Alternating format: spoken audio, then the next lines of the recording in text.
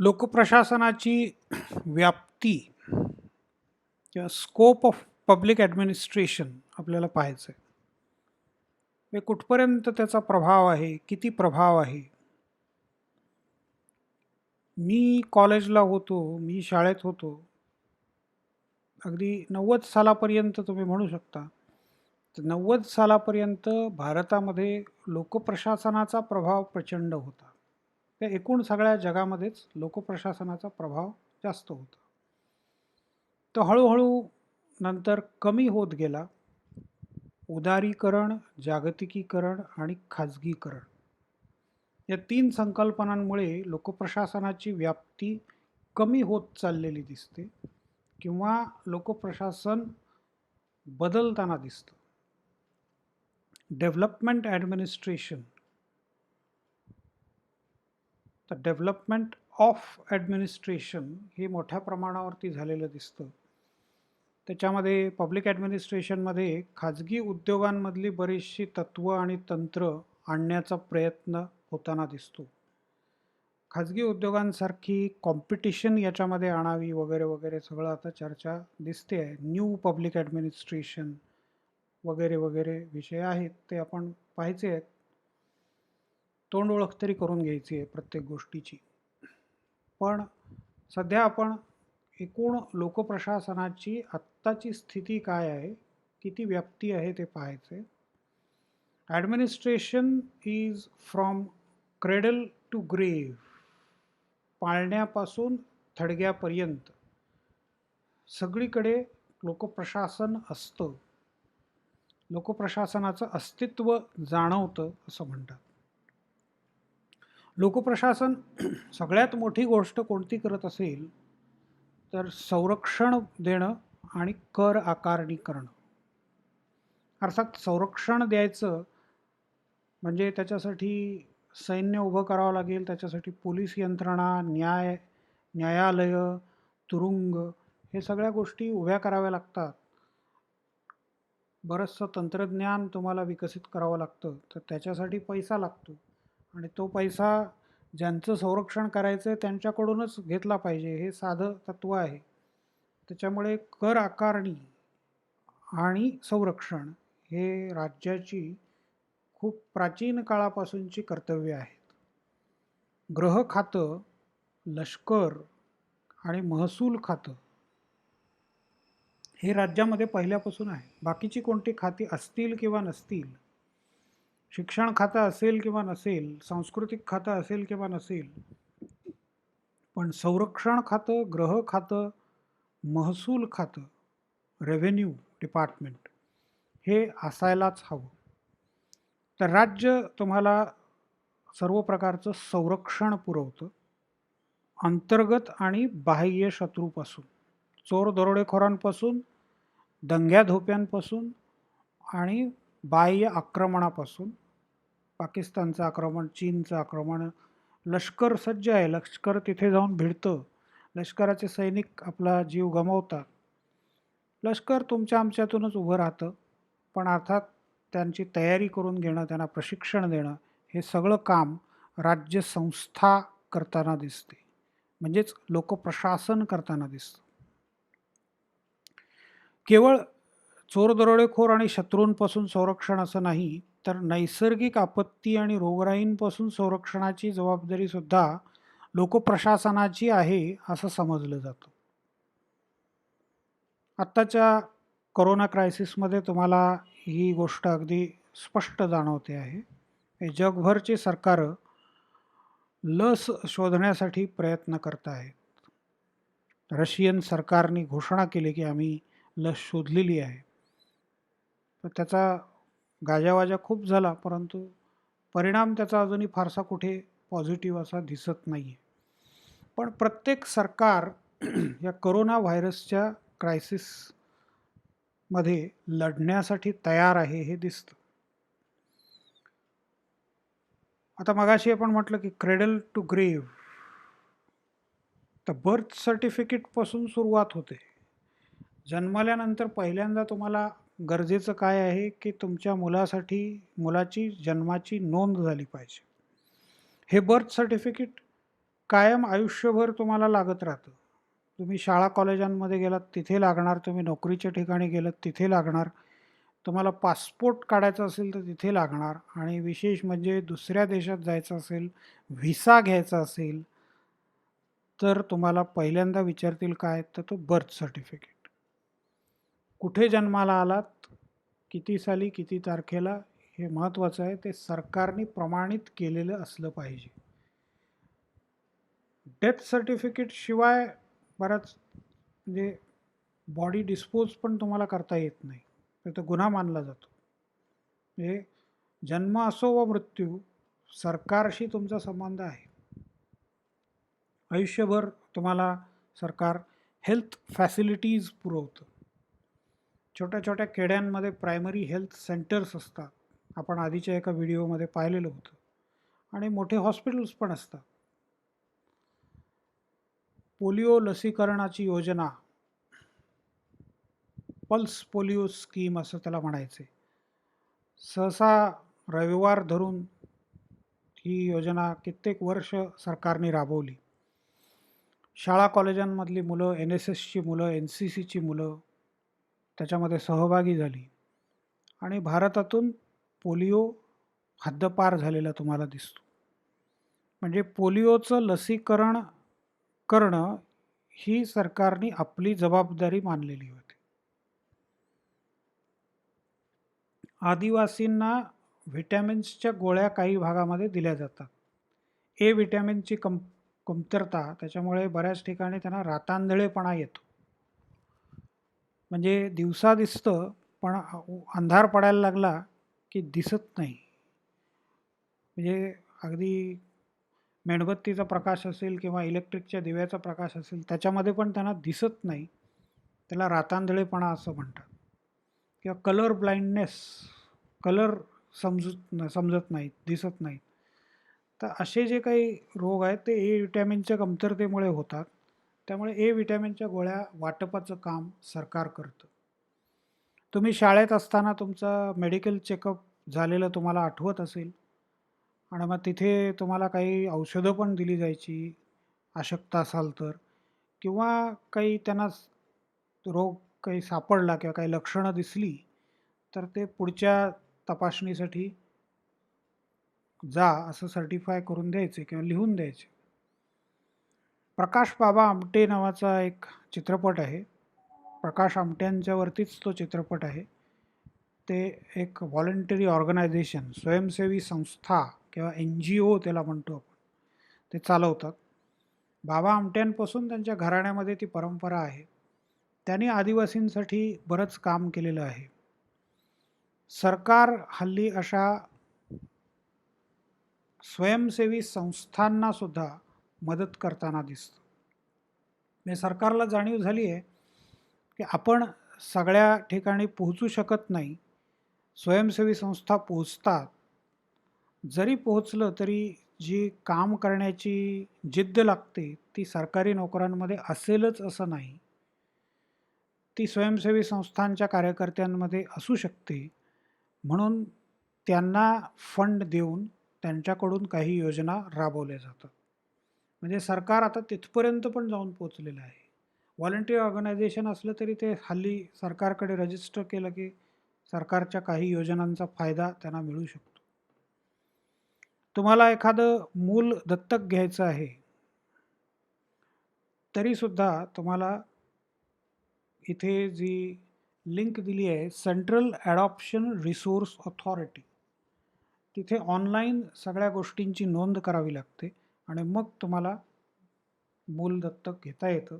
ते एका विशिष्ट प्रोसेसने. म्हणजे तिथे सुद्धा सरकार आलेलं दिसतं. सरकार प्रत्येक ठिकाणी आहे. आता पुढच्या स्लाईडमध्ये तुम्हाला दिसेल 98,369 NGOजनी आत्तापर्यंत नोंदणी केलेली आहे सरकारकडे संपूर्ण भारतातून. NGOdarpan.gov.in या साईटवर तुम्हाला NGOच्या आणि सरकारच्या कामकाजाबद्दल, परस्पर सहकार्याबद्दल बऱ्याच गोष्टी पाहायला मिळतील. तर NGOच्या बाबतीमध्ये सरकार आहे, ॲडॉप्शनच्या बाबतीत सरकार आहे, हेल्थ फॅसिलिटी सरकार पुरवतं, शिक्षण सेवा पुरवतं. आणखीन कुठल्या कुठल्या सरकारी सेवा आठवत आहेत ते बघा तुम्हाला. Post and telegraph, post and telegraph किंवा टेलिग्राम सेवा, दूरसंचार सेवा, टेलिकम्युनिकेशन डिपार्टमेंट, दूरचित्रवाणी, दूरदर्शन ज्याला म्हणतो आपण, रेडिओ, रेल्वे. मुंबईमध्ये जशा प्रकारची लोकल सेवा चालवली जाते तशी स्थानिक प्रवासी वाहतूक सेवा भारतभर सगळ्या शहरांमध्ये, मोठ्या शहरांमध्ये बस, ट्राम किंवा लोकल रेल्वे अशी सेवा आहेत. मेट्रोच्या सर्व्हिसेस आहेत. आता अर्थात काही सर्व्हिसेस ह्या पब्लिक प्रायव्हेट पार्टनरशिप या तत्वावरती राबवल्या जायला लागलेल्या आहेत. हे मगाशी म्हटलं तसं LPGचा परिणाम आहे. Liberalisation, privatisation and globalisation. उदारीकरण, खाजगीकरण आणि जागतिकीकरण या प्रक्रियांचा हा परिणाम आहे. PPP म्हणजे पब्लिक प्रायव्हेट पार्टनरशिप, सार्वजनिक आणि खाजगी उद्योगांच्या भागीदारीतून उभे राहिलेले उद्योग किंवा उभे राहिलेले प्रकल्प. तर मेट्रो किंवा आणखीन पोस्टाच्या काही योजना आहेत मनी ट्रान्सफर वगैरेच्या, तर ते पब्लिक प्रायव्हेट पार्टनरशिपच्या माध्यमातून उभे राहिलेले दिसतं. जलवाहतुकीच्या संदर्भामध्ये सरकारने बऱ्याच सोयी उपलब्ध करून दिल्या आहेत. शिपिंग कॉर्पोरेशन ऑफ इंडिया त्याच्याविषयी बरंच काही करतं. कोकणामध्ये तुम्ही काय काय ठिकाणी मोठ्या फेरी वाहतूक केली जाते, तर ती फेरी वाहतुकीची सगळी रचना किंवा त्याची मूलभूत सोयीसुविधा पुरवण्याचं काम ते पण सरकारने केलेलं दिसतं. सरकार आपल्याकडे इंडियन एअरलाइन्स, एअर इंडिया याच्या माध्यमातून हवाई वाहतूक इतके काळ मक्तेदारीने चालवत होतं. आता खाजगी विमान वाहतूक सेवा पण सुरू झाली आहे. इंधन पुरवठा करण्याचं काम म्हणजे पेट्रोल, डिझेल, रॉकेल, गॅस हे सगळं पुरवण्याचं काम इतके वर्ष केवळ सरकारच्याच ताब्यात होतं. म्हणजे या सगळ्या गोष्टी फक्त सरकारकडूनच आपल्याला मिळायच्या. आता अर्थात त्याचं पण खाजगीकरण झालेलं दिसतं. वीज पुरवठा अजूनही मोठ्या प्रमाणावरती सरकारच्याच ताब्यात आहे. मुंबईत काही भागात रिलायन्स म्हणा किंवा दुसऱ्या आणखीन कुठले खाजगी कंपन्या असतील, पण MSEB किंवा आता महाडिस्कॉम असं त्याला म्हणतात, तर हे सगळे सरकारी महामंडळं किंवा सरकारी कंपन्या अजूनही वीज पुरवठा करताना दिसतात. पब्लिक वर्क्स डिपार्टमेंट PWD यांनी बांधलेली रस्ते आणि पूल हेच आपण आत्तापर्यंत वापरत होतो. आता बिल्ड, ऑपरेट अँड ट्रान्सफर हे आत्ता सुरू झालेलं दिसतं. म्हणजे खाजगी उद्योजकांनी एखादा विशिष्ट रस्त्याचा भाग असेल किंवा एखादा विशिष्ट रस्ता असेल तो बांधायचा. ऑपरेट म्हणजे बांधा, वापरा आणि हस्तांतरित करा. बिल्ड, ऑपरेट अँड ट्रान्सफर म्हणजे तुम्ही बांधा, तुम्ही वापरा, मग त्याच्यातूनच टोल नाक्याची संकल्पना पुढे आली. म्हणजे तुम्ही जो खर्च केला आहे तो टोलच्या साहाय्याने वसूल करा. आम्ही तुम्हाला कुठलाही पैसा देणार नाही. तुमचं भांडवल तुम्ही गुंतवा, ते भांडवल टोलच्या स्वरूपामध्ये परत घ्या आणि नंतर तो रस्ता सरकारच्या स्वाधीन करा. अंतिम मालकी त्याची शेवटी सरकारकडेच राहणार आहे. काही काळासाठी भाडेपट्ट्याने ती जागा दिलेली असते आणि नंतर ती परत सरकारच्याच मालकीची राहणार आहे. त्यामुळे बिल्ड, ऑपरेट अँड ट्रान्सफर या माध्यमातून आता सुरू झालं आहे, पण आत्तापर्यंत हे सगळं काम सरकारनीच केलेलं होतं.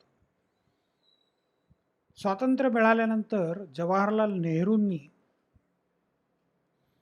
एक सार्वजनिक उद्योगांसंबंधी प्रसिद्ध वाक्य सांगितलेलं होतं. Public sector industries are modern temples of India, temples of modern India असं ते म्हणत होते. भारतामध्ये देवळं प्रसिद्ध आहेत, देवळांसाठी प्रसिद्ध आहे भारत. पण आधुनिक भारतातली देवालयं ही कोणती असतील तर पब्लिक सेक्टर इंडस्ट्रीज असं नेहरूंचं म्हणणं होतं. नेहरूंनी पहिल्या योजनेपासून, पहिल्या पंचवार्षिक योजनेपासून सार्वजनिक उद्योगाला, सार्वजनिक क्षेत्रातल्या उद्योगांना प्रोत्साहन देण्याचं मोठं काम केलं आणि त्याच्यामुळेच तुम्हाला दिसेल की मोठं सार्वजनिक क्षेत्र उभं राहिलेलं दिसतं. वीज निर्मिती असेल, बँकिंग असेल, ॲटॉमिक एनर्जी असेल, सर्व प्रकारच्या सेवा आपल्याला सुरुवातीला ज्या काही मिळाल्या त्या सरकारी क्षेत्राकडूनच मिळालेल्या आहेत. आता अर्थात जसं लोकसंख्या वाढत गेली तसं 80च्या नंतर हळूहळू ह्या सगळ्या सुविधांवरती ताण यायला लागला. त्यांच्या कामाच्या पद्धती वेगळ्या होत्या, त्या जुनाट होत्या, त्याच्यात बदल झाले नाहीत आणि मग त्याच्यामुळे काही प्रॉब्लेम्स यायला लागले आणि मग उदारीकरणाचं वारं व्हायला लागलं. आंतरराष्ट्रीय राजकारण पण बदललं. USSRचा पाडाव झाला आणि अमेरिकेचं वर्चस्व प्रस्थापित झालं. भांडवलशाही प्रस्थापित झाली. पुन्हा अनचॅलेंज्ड असं अवस्था त्यांची निर्माण झाली आणि मग तिथे ही सगळी व्यवस्था बदलत गेली.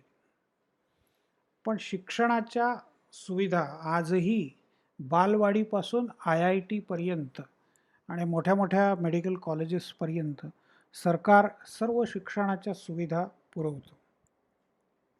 शेअर मार्केटसारख्या संस्थांवरती नियंत्रण ठेवण्याचं काम सरकार करतं सेबीच्या माध्यमातून, securities exchange board of India. तर सेबीच्या माध्यमातून शेअर मार्केटवर पण नियंत्रण ठेवून ग्राहकांचं हित साध्य करण्याचा प्रयत्न सरकार करताना दिसतं. बँकिंग सेवा आत्तापर्यंत नॅशनलाइज्ड बँकांनी बँकिंग सेवा भारतभर सगळ्यांना पुरवलेल्या दिसतं. विम्याचं संरक्षण लाईफ इन्शुरन्स कॉर्पोरेशन आणि त्याच्या सबसिडियरी नॉन लाईफ कंपन्या, नॉन लाईफ इन्शुरन्स करणाऱ्या कंपन्या, नॅशनल इन्शुरन्स कॉर्पोरेशनसारख्या, याच सगळ्यांनी इतकी वर्ष आपली सेवा केलेली आहे. आता त्याही क्षेत्रामध्ये तुम्हाला खाजगी कंपन्या, बहुराष्ट्रीय कंपन्या आलेल्या दिसतात.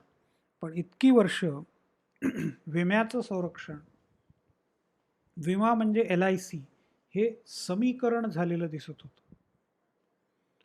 उद्योग आणि व्यापारासाठी मूलभूत सुविधा देण्याचं काम आजही सरकार करतं. MIDC हा शब्द ऐकला असेल तुम्ही, Maharashtra industrial development corporation, Maharashtra औद्योगिक विकास महामंडळ. हे MIDCच्या वेगवेगळ्या असे एरियाज असतात. त्या एरियामध्ये वीज, पाणी पुरवठा, जमिनीचं सपाटीकरण करणं आणि या सगळ्या सुविधा, संरक्षण पुरवणं, या सगळ्या सुविधा पुरवल्या जातात आणि मग तिथे उद्योजक गुंतवणूक करतात. तर इंडस्ट्रियल इस्टेट्स स्थापन केलेले आहेत MIDCच्या आणि मग तिथे उद्योजकांना स्वस्त दरांमध्ये कर्ज दिलं जातं. काही वर्ष टॅक्स हॉलिडे दिला जातो आणि उद्योजकांना प्रमोशन करण्याचा प्रयत्न तिथे केला जातो. तर मूलभूत सोयीसुविधांपासून टॅक्स हॉलिडेपर्यंत सगळ्या गोष्टी सरकार देतं. म्हणजे सरकारमुळेच उद्योग उभे राहू शकतात. प्रशासनाची व्याप्ती आणखीन आहे ते या सगळ्या गोष्टींच्या पलीकडे जाऊन वन्यजीवांचं संरक्षण करण्यासाठी पण कार्य करतं. देशभर नॅशनल पार्क्स आहेत. भारतातच नाही, अमेरिकेत सुद्धा त्या पार्क्स आहेत.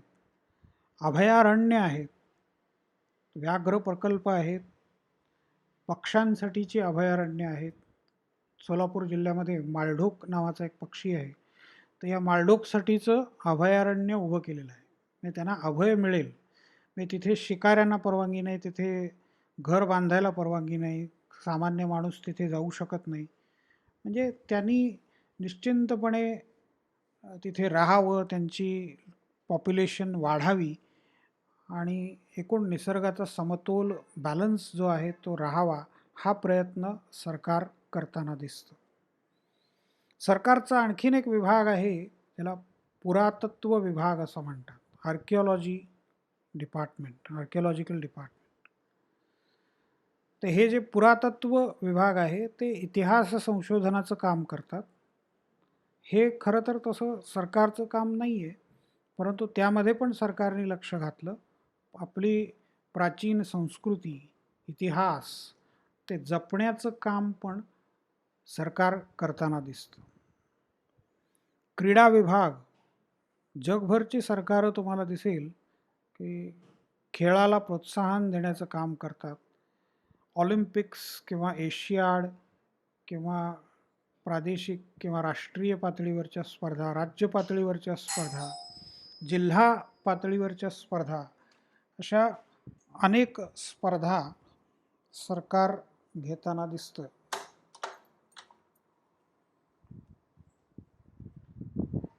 कला आणि संस्कृती जपण्याचं काम सरकार करताना दिसतं.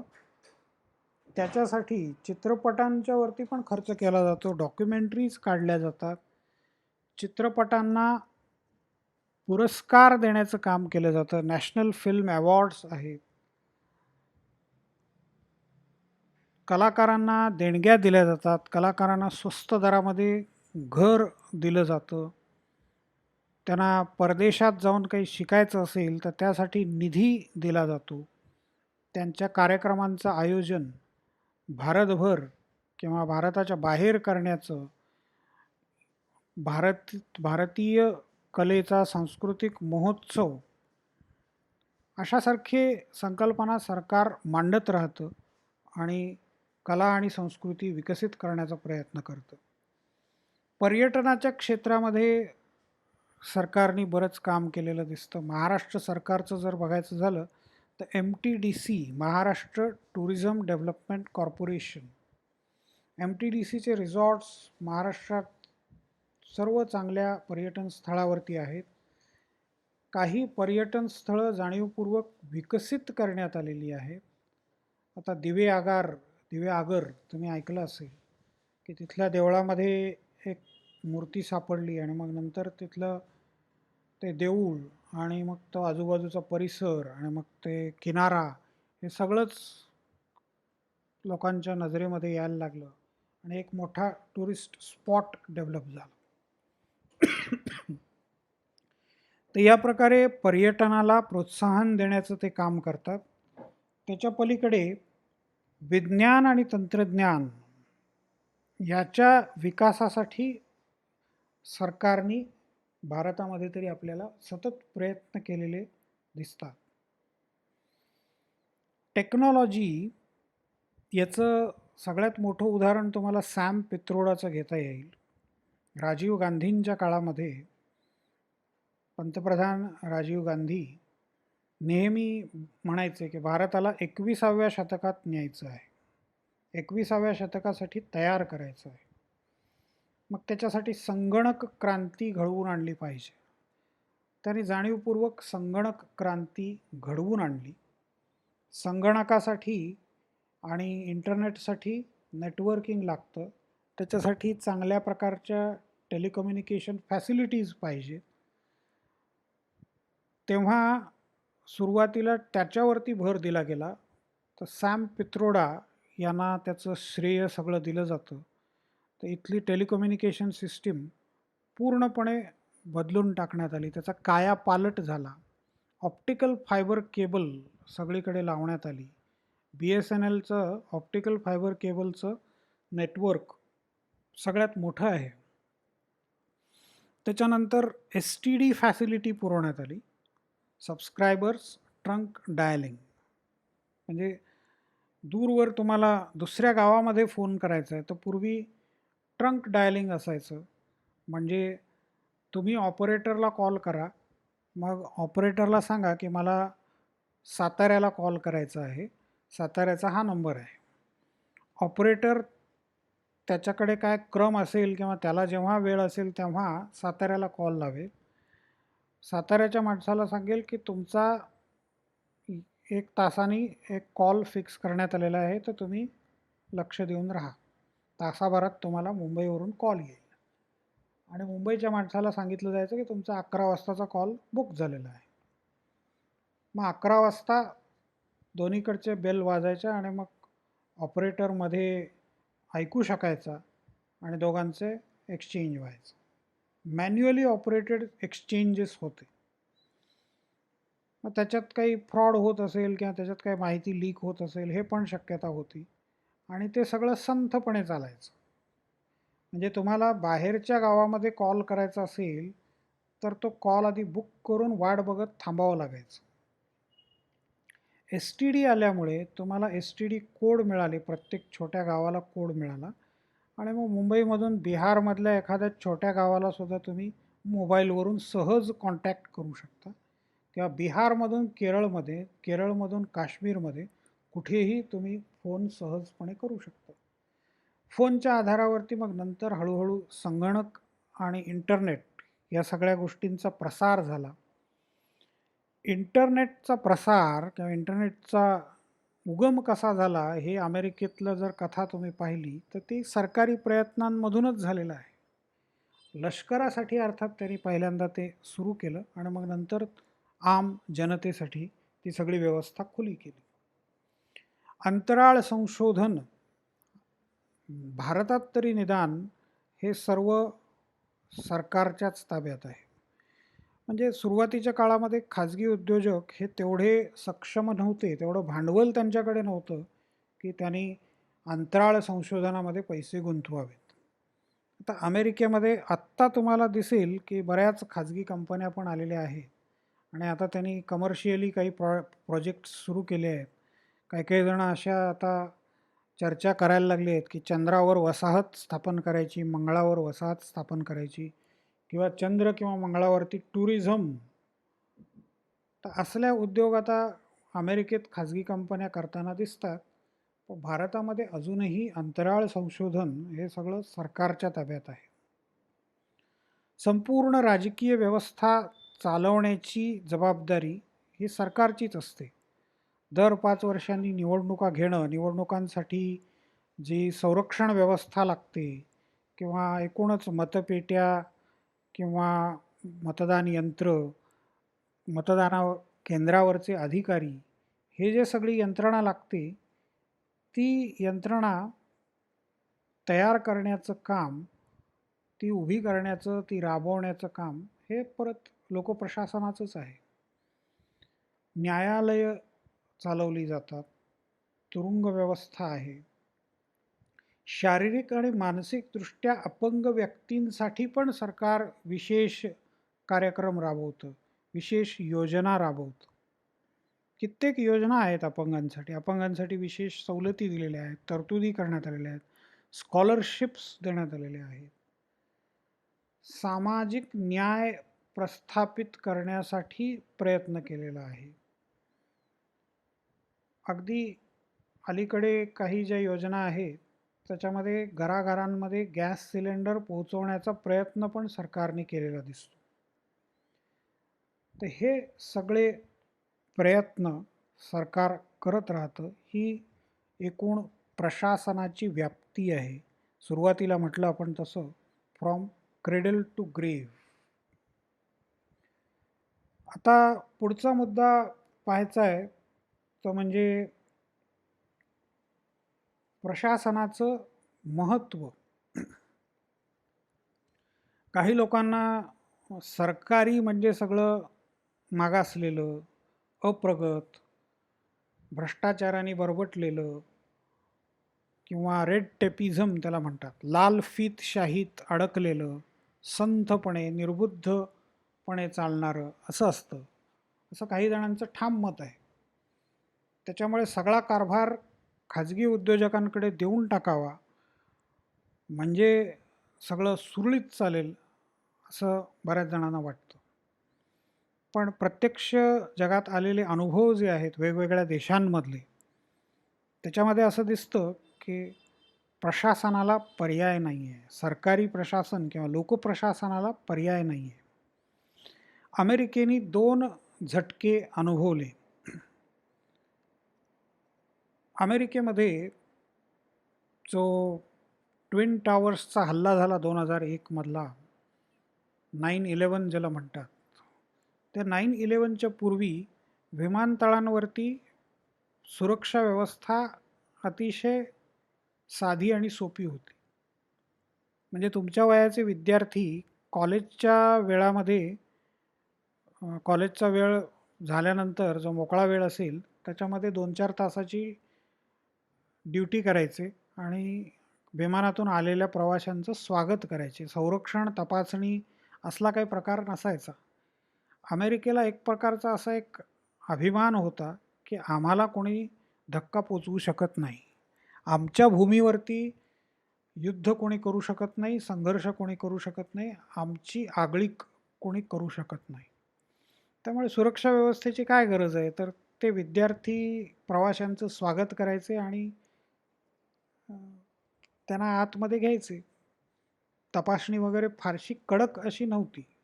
पोलिसांकडे यंत्रणा, लष्कराकडे तपासणी यंत्रणा किंवा गुप्तहेर नेमलेत असला काही प्रकार नव्हता. त्याचाच फायदा घेऊन या अल कायदा आणि संबंधित सगळ्या लोकांनी, दहशतवाद्यांनी ती घटना घडवून आणली आणि मग त्याच्यानंतर अमेरिकेची जी होमलँड सिक्युरिटी आहे त्याच्यामध्ये प्रचंड बदल झाले.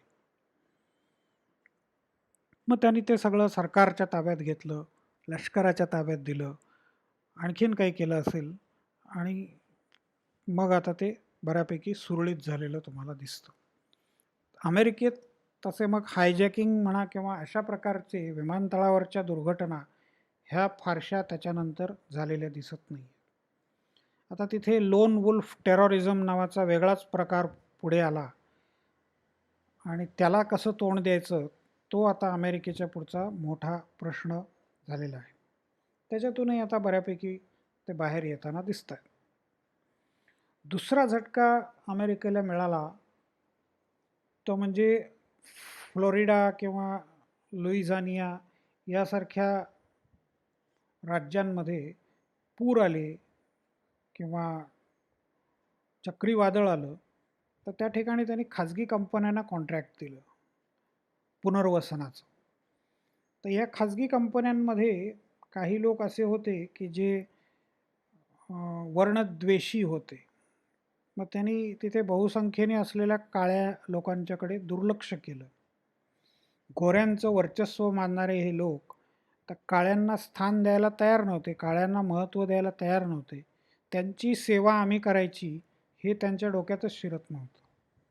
त्यामुळे त्यांनी त्यांच्या पुनर्वसनाच्या कार्याकडे दुर्लक्ष केलं. सरकारवरती प्रचंड टीका झाली आणि मग सरकारने नंतर खाजगी कंपन्यांकडून ते काम काढून घेतलं आणि सरकारी प्रशासनाला ते काम दिलं. प्रशासनाने पुन्हा सुरळीत सगळी व्यवस्था केल्याचं दिसून येतं. लिबिया नावाचा एक देश आहे. तिथे मुअम्मर गडाफी नावाचा एक अध्यक्ष होता. त्याच्या हाताखाली सगळा देश सुरळीत चाललेला होता. तो बराच विम्झिकल म्हणजे विचित्र स्वभावाचा होता. मनमानी कारभार तो करायचा. तो बंडामध्ये मारला गेला आणि त्याच्यानंतर तिथे केंद्रीय असं काही सरकार उरलंच नाही. वेगवेगळ्या टोळ्या आणि त्यांच्यामधले संघर्ष असं लिबियामध्ये आजही स्वरूप आहे. आणि मग प्रशासनाचा अभाव, असुरक्षितता, अस्थिरता, गोंधळ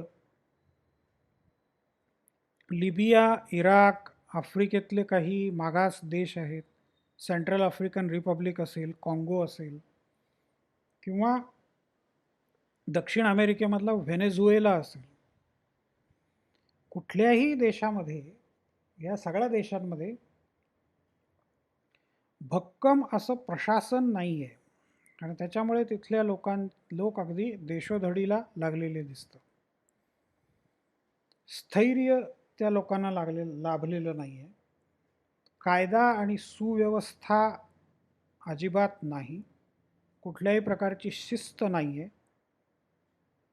आता याच्या उलट भारत पाकिस्तान फाळणीच्या वेळेला, पार्टिशन 1947 स्वातंत्र्य मिळालं त्यावेळेला स्वातंत्र्याचा आनंद जसा होता तसं फाळणीचं प्रचंड दुःख पण होतं. तर या फाळणीच्या वेळेला आलेला प्रशासनाचा अनुभव, प्रशासनाने, भारतीय प्रशासनाने तेव्हा जे काही काम केलं त्याच्याबद्दल जगभरातून भारतीय प्रशासनाचा गौरव केला जातो. निर्वासितांचे लोंढे मोठ्या प्रमाणावर पाकिस्तानातून भारतामध्ये येत होते. तिथे त्यांची घरं जाळलेली होती, त्यांची संपत्ती लुटलेली होती, त्यांच्या घरातल्या काही माणसांना मारलेलं होतं. काही लोक जखमी अवस्थेत भारतात आले होते, काहींचे हात गेलेत, पाय गेलेत, अशा अवस्थेत लोक आलेले होते, जळलेले आहेत अर्धे. तर अशा अवस्थेत लाखोंच्या संख्येने लोक आले. त्या सगळ्यांचं पहिल्यांदा दिल्लीमध्ये काही कॅम्प्स करून पुनर्वसन करण्यात आलं.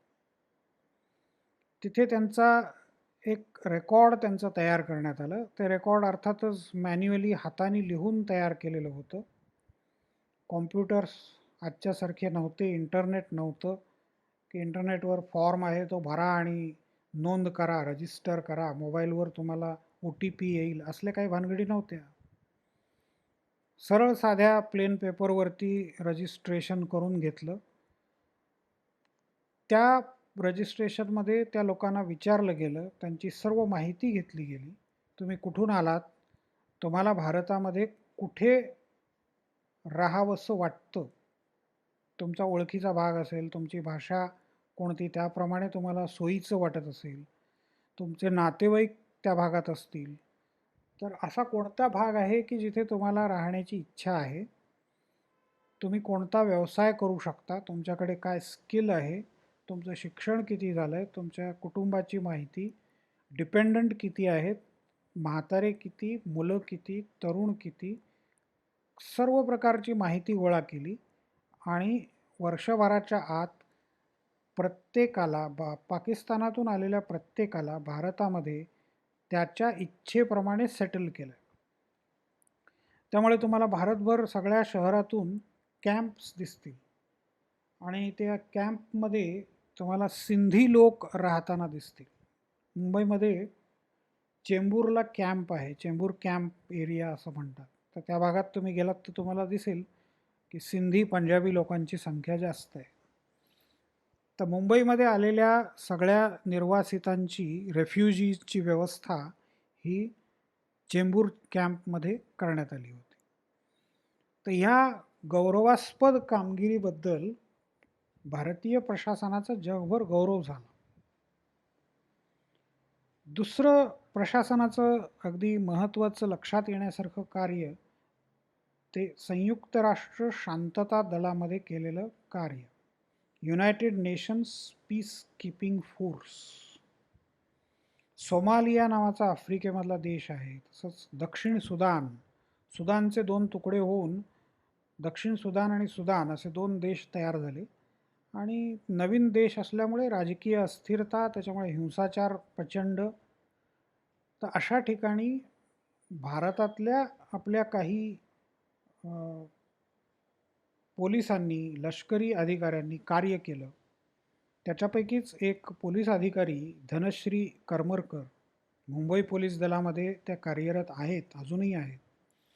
तर त्यांना या युनायटेड नेशन्स पीस कीपिंग फोर्समध्ये काम करण्याचा अनुभव आहे, त्यांना संधी मिळाली आणि त्यांनी तिथे जाऊन कशा प्रकारचं कार्य केलं ते आपल्या कॉलेजमध्ये त्यांचं मागच्या डिसेंबरमध्ये व्याख्यान झालं होतं, डिसेंबर 2019मध्ये. तर त्यावेळेला त्यांनी त्यांचे अनुभव सांगितले. ते या पेजवरती आहे, ती लिंक मी तुम्हाला दिली आहे, मागच्या पेजवरती ती लिंक पण आहे. तर ती लिंक तुम्ही वाचून काढा, ते म्हणजे तुम्हाला समजेल की कशा प्रकारचं कार्य प्रशासनाला करावं लागतं आणि प्रशासन आल्यानंतर लोकांना स्थिरता आणि शांतता कशी मिळते. सोमालियामध्ये विशेषतः आधी अमेरिकन सैन्य होतं किंवा दुसरे आणखीन काही देश आहेत तिथे आफ्रिकेतले, तिथे अमेरिकन सैन्य होतं आणि अमेरिकन सैन्याने फारसं काळजीपूर्वक कार्य केलं नाही, त्यांच्यावर असा आरोप केला जातो. की त्यांनी फक्त बंदुका आणि शस्त्रास्त्र यांच्या जोरावरती जबरदस्ती करण्याचा प्रयत्न केला. जबरदस्तीने शांतता प्रस्थापित केली आणि त्याचा परिणाम म्हणून प्रश्न काही सुटला नाही. जिथे जिथे अमेरिकन सैनिक बाजूला झाले तिथे परत हिंसाचार सुरू झाला. त्यामुळे त्यांच्या जागी युनायटेड नेशन्स सिक्युरिटी फोर्सनी United Nation Peace Keeping Force जो आहे त्यांनी भारतीय लष्कराला आमंत्रित केलं. भारतीय लष्कर हे सगळ्यात प्रोफेशनल लष्कर मानलं जातं. लष्कराबरोबर पोलीस कर्मचारी किंवा आणखीनही काही सरकारी विभागातले कर्मचारी तिथे गेले आणि त्यांनी व्यवस्था लावून दिली. आणि ही व्यवस्था लावली गेल्यामुळे सगळं सुरळीत झालं. लोकांचा दुवा त्यांना मिळाला. हॉस्पिटल्स उभे केले गेले, शाळा उभ्या केल्या गेल्या. तुम्ही इंटरनेटवर सर्च घेतलात तर तुम्हाला सैनिकांच्या वेशामध्ये मुलांना शाळेमध्ये शिकवतायत किंवा दुसऱ्या ठिकाणी जेवणाच्या रांगेमध्ये लोक उभे आहेत आणि सैनिक सगळ्यांना जेवण पुरवत आहेत. असे फोटोज तुम्हाला अनेक बघायला मिळतील. तर भारतीय सैनिकांनी, भारतीय प्रशासकांनी अत्यंत चांगलं कार्य केलं. तर हे लोकप्रशासनाचं महत्त्व आहे. तर आपण या पाठामध्ये लोकप्रशासन म्हणजे काय, लोकप्रशासन हे कसं राजकारणापासून वेगळं असतं, अलिप्त असतं, लोकप्रशासनाची व्याप्ती काय आहे आणि लोकप्रशासनाचं महत्त्व काय आहे, हे तीनही मुद्दे पाहिले. आता पुढचा मुद्दा आपल्याला अभ्यासायचा आहे तो लोकप्रशासन हा अभ्यास विषय म्हणून कसा विकसित झाला. लोकप्रशासन ही व्यवस्था आपण आत्तापर्यंत पाहिली, पण लोकप्रशासन हा अभ्यास विषय पण आहे आणि हा अभ्यास विषय हा 19व्या शतकापासून हळूहळू विकसित होत आला. 20व्या शतकात तो विकसित झाला मोठ्या प्रमाणावरती. अमेरिकेमध्ये त्याची सुरुवात झाली. तर त्या वेगवेगळ्या टप्प्यांमध्ये त्याचा विकास झाला. तो कसा झाला ते आता पुढच्या लेक्चरमध्ये आपल्याला पाहायचं आहे.